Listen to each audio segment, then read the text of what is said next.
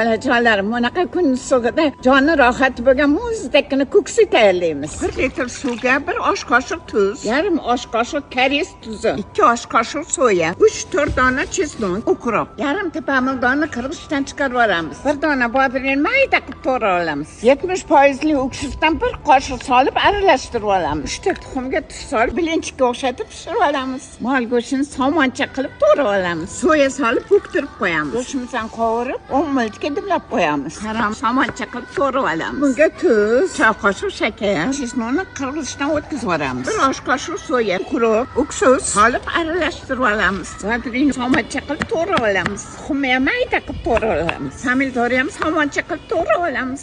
Xamirni qaynoq suvda yuvsanglar tez tayyor bo'ladi. Pishganligini yeb ko'rib, keyin muzday suvda chayib olasizlar. O'shanda dirkillab chiqadi. Go'sht pishirilganda chiqqan tushirali suvni suvga qo'shib yuborsanglar juda mazali chiqadi.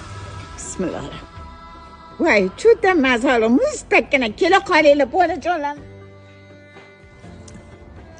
Qo'lingiz dard ko'rmasin buvijon.